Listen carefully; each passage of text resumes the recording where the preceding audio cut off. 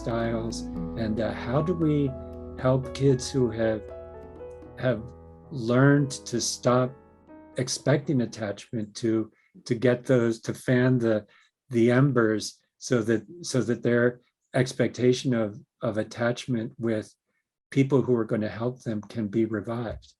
Dina, what? Yeah, one of the first things that I would say, and again, as I'm working with families directly, and so much of this is coming out of both education and also personal growth. You know, we say it's easy sometimes to look at these, and I like to say this, I try to at least once in every conversation that I have with foster and adoptive parents. It's easy to hear someone who's saying things that are resounding with you and going, man, I just don't know enough. Man, there's all of this stuff that I don't know. And so much of this came from having some knowledge, but really trudging through it and figuring it out and messing it up and figuring out how to make it right again and doing the process. And so I just want to remind that too, that this is not expertise that people need before they adopt. Part of the reason why I understand these differently is I do have some education, but I am my kids are teenagers, well, teen and almost teen now. So, and I've been doing this in real time for over 8 years. So I've got a lot of stuff that has fit into what I already know too, and I can put it in different language. But much of this, a lot of people listening, parts of this, people are going to already have figured out by themselves, because when you are really connecting to the people around you, you figure out how to meet the needs that they have. And so I just want to make sure that that's known too.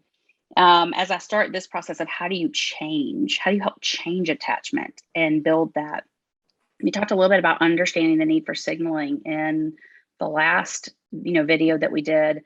But one of the things that has to change in the heart and mind of the parent is how we measure our effectiveness. And again, this is a process that's happening external to the child, but we are culturally coded to determine success by the outcomes of what we're working on. And that is in all work and everything else, but it's across the board. And with tasks, that makes sense. With people, it does not. When I'm training counselors, we have to do this same process. And I've learned that this is a parallel process that I've had to do as an adoptive parent. And I would imagine all parents have to go through this at some point, because when you are working on a human, and you are responsible for how a human turns out as your child, whether they are biological or not, you have to learn how to let go of things and understand that the outcomes of that other person are not the ways you measure how well you've done. And so with attachment, I go to that at the most basic root for attachment, that we know ways to build attachment. There are things to learn, things to do, and steps. And if you learn them and you do them, you're doing the right thing all the time. And you can't gauge whether you are or aren't by any type of upswing or outcomes from the person or child that you're working with. You have to gauge them based on what we know. And so it's an internal process for us too, to constantly come back to. It doesn't matter how the child responds to what I'm doing. I'm doing the things that push against their push against attachment, and it's going to create the best outcome possible, however long it takes them. And I'll just pause there for a minute and let you guys talk. You're distinguishing between, it doesn't matter in the short term, but we are going for a long term. Yes, it's the long game in attachment. It's always the long game. And no response, because you have a whole other person with a whole other life and mindset and needs and beliefs and personality and ways of doing things. You can't determine what it has to look like to know if you're doing it right or not. That can't be the way that we determine if it's going right. And can I ask a question that's a basic foster parent question? Well, I'm out in public and I've had this kid for 3 months and this kid is totally misbehaving and everybody's giving me dirty looks. How do I deal with that in terms of attachment? I know we're 3 months into the process, but to my neighbor or to the person at the ball game or the person at church, this is an 8-year-old. And how do I deal with that in terms of how it affects me and how it affects the 8-year-old? That's a very hard one, because those are hard boundary lines. One, if you're out in public with your 8-year-old and they're struggling, I would say that unless someone invites you to teach them about it, you have zero responsibility to anybody else to teach them about what's happening. And you can't control what they are thinking or not thinking or doing or not doing. And it really is not effective to, it's not effective in any situation ever to try and teach something that someone is not in a position to learn.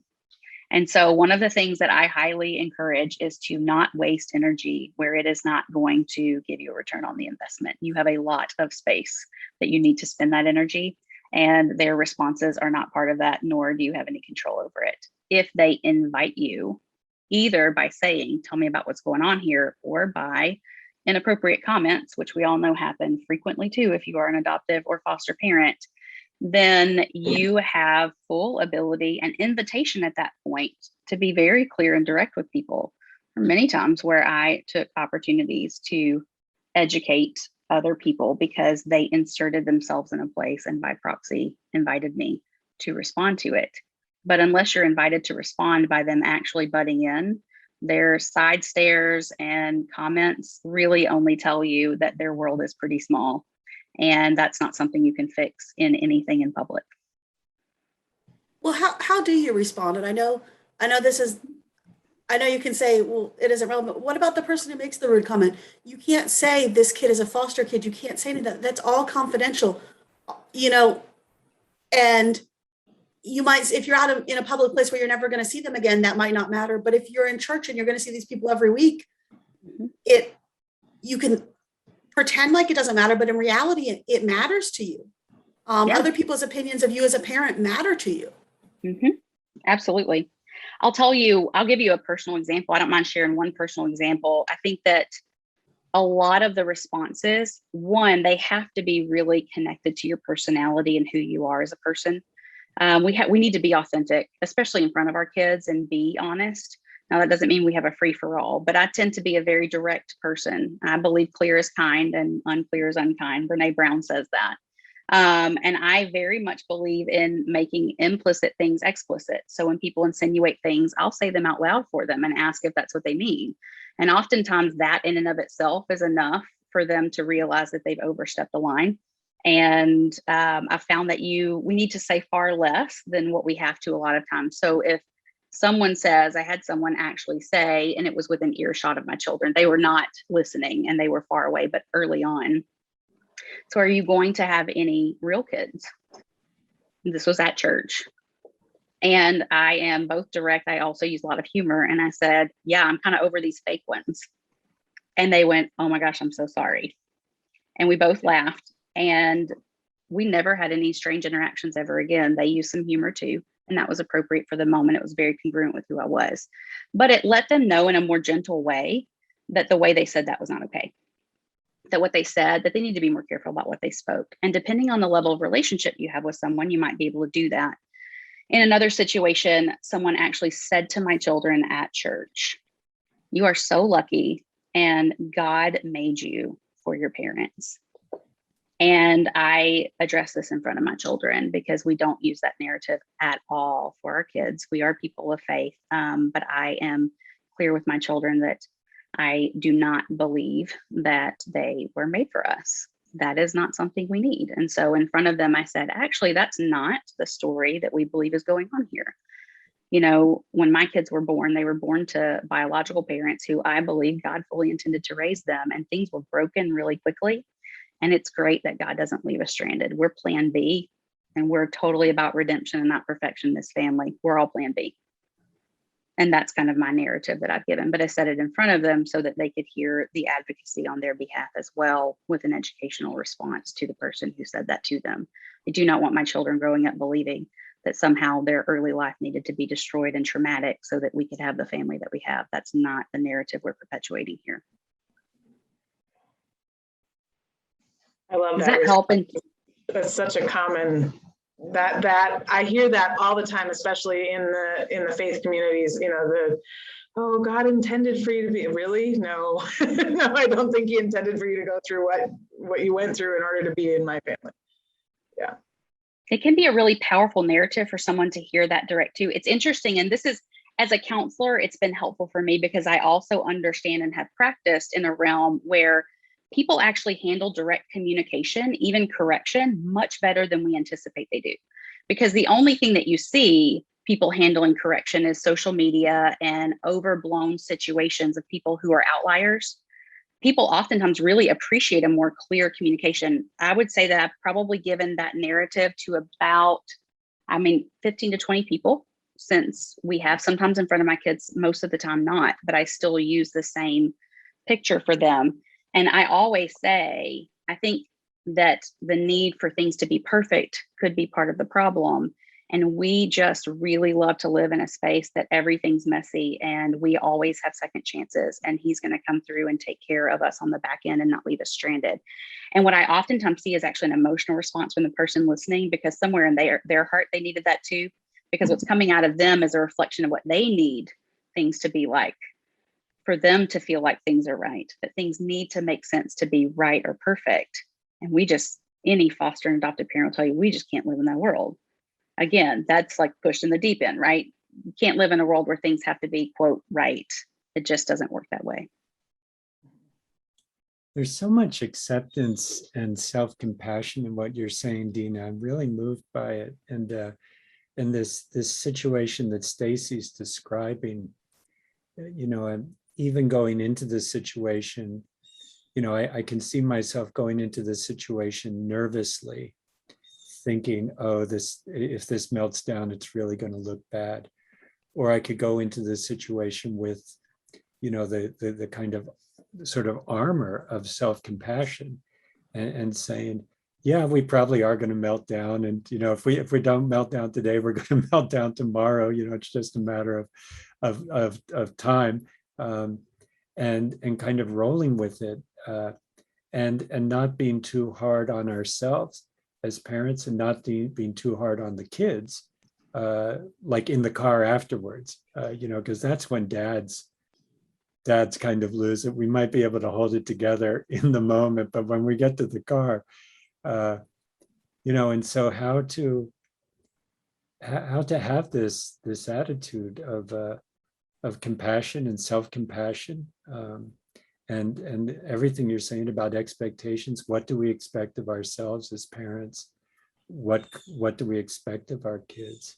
Stacy, what are you doing with this in terms of that scenario that you? When that scenario occurs with me, normally I just ignore people. The phrase I hate the most is "you are a blessing to these kids," because my kids are a blessing to me. God put my kids there for me just as much as he put me there for my kids. And he put their bio parents there for them. And he put everybody in the community there for them. He put everybody in place for them. And I have once or twice said, don't you wish your kids were as honest as mine? Because I'm like, she wants to cry. That's how she feels. Don't you wish your kid felt as comfortable being as honest as mine? I know that's a mean comment, but I'm like, she's having a moment. We're going to let her have a moment. This is how she honestly feels, and my biological 4-year-old has her moments too. Last night she was starting school today and she was nervous last night and she just wanted to cry. She wanted to stand in my room and cry for about 5 minutes. And that's all she wanted to do. And that's an honest emotion. You have to celebrate honest emotions, and you have to celebrate that these kids are feeling comfortable enough to express honest emotions. At the same time, I never explain it in front of the kids. I might take somebody aside. I might, I never explain it in front of the kids, and I do my best not to divulge anything confidential. I don't divulge anything confidential. I just say they're new to our family or something like that. And when you're dealing in terms of foster children, I think that is a call you make every single time for what is right in the moment. There's not and here's what I say all the time. So many of these questions, we can give tips and strategies. We can talk about what we've done and how we've done things. But again, this ties back into this expectation that we can figure out the right thing to do and do it, and it makes things right. That's not possible here because the whole situation is wrong from the beginning. These children should never be in a situation where they are with a stranger for all intents and purposes, trying to regulate their emotions in public. That's not a right situation, and there's no right way to do it. And so we do the best we can, and we're good enough. And that is, I love Winnicott. I mean, I talk about that all the time, Sky, about Winnicott's theory we talked about in the last episode of this good enough mother or the good enough parent, where doing too much or doing not enough puts kids in the same situation. And we say, I make intentional decisions and I make purposeful decisions and I gauge what my children need in the moment and I do the best I can. And that is exactly what they need. And we say these things to ourselves. Yeah. I remember once I was presenting a little class to a group of third graders, and I was talking about dialing on the phone. And one of the kids says, "What do you mean by dialing?" I said, "Oh, in the old days, we had these phones that had these things, these things. And so if you were dialing a number, you'd have to move the dial, and then you'd have to wait for the dial to come back and reset. And if you were dialing the number 9, you had to wait a long time till it came back." And the kid said, "Oh, if I had to do that, I'd never call anybody, because it just seemed like so much work." And this is what a perfect parent doesn't give the child the experience of having to delay or wait for what they want. And the capacity to develop delayed gratification is the capacity to trust that even though I'm not getting it right now, I'm going to get it soon. And so a good enough mother who isn't there right away provides that kid with the opportunity to develop patience. The problem with some of the kids who have come through the system or have been grossly neglected by their parents is that they don't know if someone's going to come. And so their patience has gone to a traumatic level. And that's when they start doing these other things, Dina and Marissa and Stacy, like you're saying, kind of giving up on the expectation that someone is going to come. So I want to see, Dana, we've got about 10 more minutes. Dina. Could I say something, Sky? Yeah. I think with foster kids, it's really important also, you're talking about expectations, to let them know what the expectations are before you go somewhere and to make sure they understand that they're coming back. Like today, I was so proud of my mother today because I have a brand new 3-year-old foster child, 2-year-old. She'll be 3 in a couple weeks. And the babysitter was sick today, so she had to go somewhere different. And she doesn't ever believe that she's coming back to me when she goes somewhere different. And so she had to go to my mother's today. And I put her in my mother's car and she was crying. I'm like, "You're going to come back to me. You're going to come back to me." My mother turns around and she goes, "Her name, I'm going to bring you back to Stacy's house at the end of the day. But for right now, we're going to go play." And then she turned to me and she said, "Go. I got this. I can handle a little crying." She's been around long enough to know that there's going to be anxiety. There's going to be uncomfortableness. We let them know they're safe. We let them know what's going to happen. And then we let them express their emotion. And then how many repetitions of that, Stacy, does it take until the child starts seeing that the words, "You're coming back here to the house with me," really means something? And the child can draw comfort from those words rather than thinking, "Yeah, you're saying that, but we both know it's not going to happen." For this particular child, I have to say it, and the person she's going with has to say it. But I mean, but is that enough? Or I'm guessing there's also the experiential learning that these words actually reflect what's going to happen in real life. Yes, there is that. The first time you leave a foster child at daycare with a babysitter, they often overreact because they're not sure you're coming back to get them. There's no reassuring verbal. There's no reassurance that the same person who picked him up is the same person who's going to drop him off. Yeah. This particular foster child, when anybody comes in my house, if she meets somebody outside of my house and they're my friend, she is comfortable with them. Like she met Marissa outside of my house and she was my friend. So when she came in my house, she interacted with her and she was comfortable with her. I had another friend who just came in my house and met her in my house. Well, that's how social workers come. They just come in your house and they meet you in your house. So she just, when somebody comes in a house and she doesn't know them, she just zips her mouth and climbs in my lap and doesn't say a word until they leave. And we had a party at our house on Sunday. So she saw people. I mean, that's such a great observation that you made about her internal system of how she determines whether somebody's safe or not. That's brilliant. And so we had a party at our house on Sunday. And so she got to see people, the same person that she'd been terrified of, my friend she'd been terrified of, come in with her child.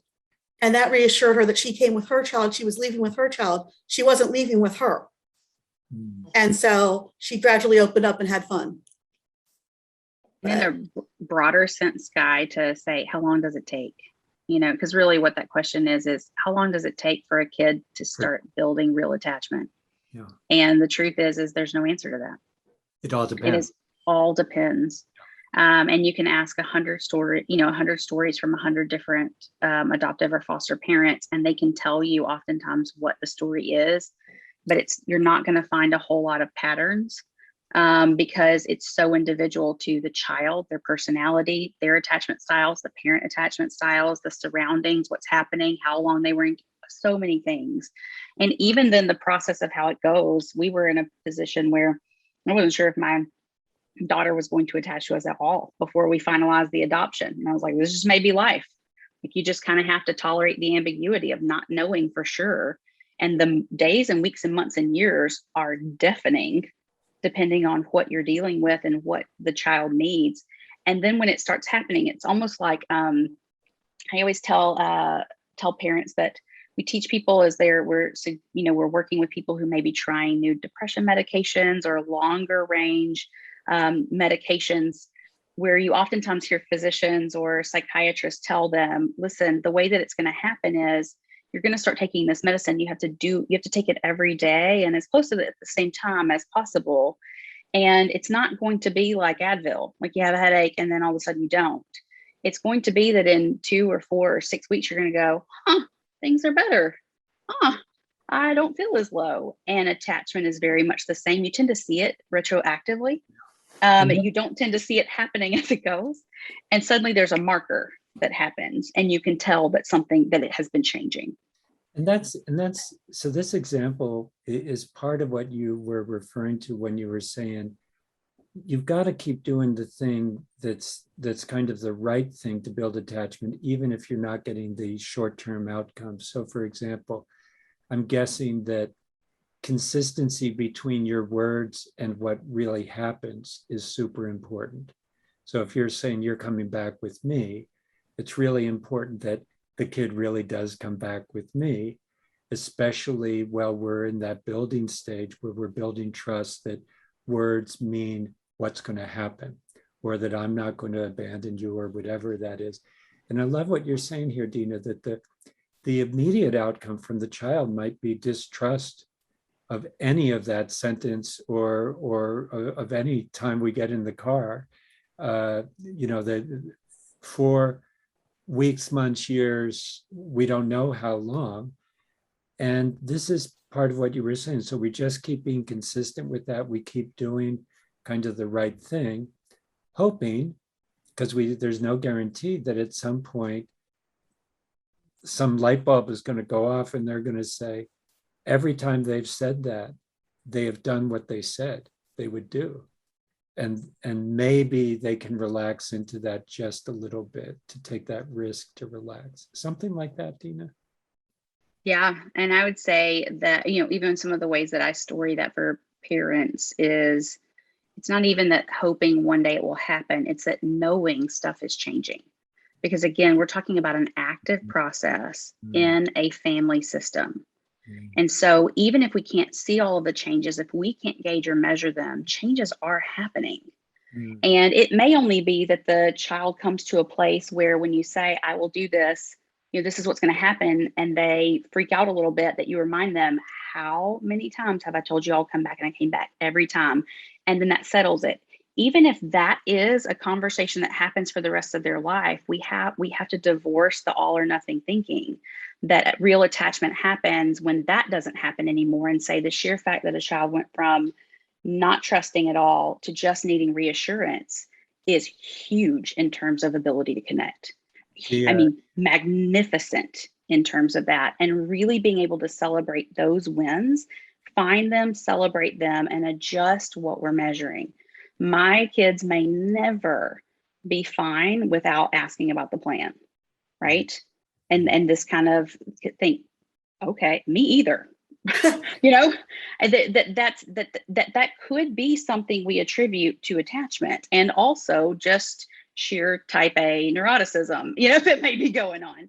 So even just gauging like normalcy levels, what's normal and what's normal development, what are we seeing, and being able to ease into that. And like you said earlier, the grace and self-compassion for all that we're dealing with. For mine, it was, we got our children were placed in the summer, and it was Christmas before there was any sign of transition and attachment with my daughter. And that's a long time. And can I give you Yep. a concrete example of that? And you see this with adoptive kids and you see this with foster kids. And I can give you a funny example, but it's true. I thought I was never going to hear the word mom out of my son when I adopted him. I thought I was never going to hear that word. It took years for me to hear that word. I had a foster child placed with me recently, and she would say, "What do I call you?" And I said, "Well, you can call me whatever feels comfortable. You can call me Stacy. You can call me whatever feels comfortable." She's like, "Well, I feel comfortable calling you mom." And I'm like, "Okay." And then my 4-year-old pipes up, "Well, I feel comfortable calling you Stacy," my biological 4-year-old. So she called me Stacy for weeks after that. But it was just some kids, they want to call you mom right away, and that's not always appropriate. Some kids, you've adopted them 3 years ago and they're still not calling you mom. It just it takes different amounts of time for different kids, and it's based on their past and their personalities, and that's just a concrete example of one word that shows that. And I love that about you, about the biological component too, of realizing that all people and children, we have our quirks and our things, right? And these aren't just, we automatically go to things about attachment when there's a history to do that. But as counselors, we always look at developmental lenses, and we're always looking for normal development in addition to anything that may be abnormal. And we're going to look for normal development first. What could be normal here, right? What could be part of the process, even if it's delayed? And so like for my daughter, she didn't transition to our home being her house until we went and stayed for a few days with my parents in another state. And the night she was going to bed, there was a transition. She wanted to go home. And it was never a case that her previous foster home was her home again. And it was insane because we got back home and she went, and you said sometimes with a child who is a foster child, they freak out when you try to leave them somewhere. And my daughter had never, from the day we started taking her to daycare, she'd just be like, bye, and walk in, never look back, which is also an attachment issue symbol. And we had her for almost 6 months. And she began to do the exact same thing an 18-month-old would with separation anxiety. Every time I dropped her off at daycare as a 4-year-old for 4 months, scream, cry, beg me not to leave her, say that she couldn't do it without me, and she had been going there for 5 months without it. They were all so confused. And I was like, I don't know what to tell you. Attachment. It was a win for me. So this conversation is going to continue. We're at 30 minutes again. So I just want to say we're gonna break here and do a part 3 in the next few minutes. But I want to thank everybody for being on here.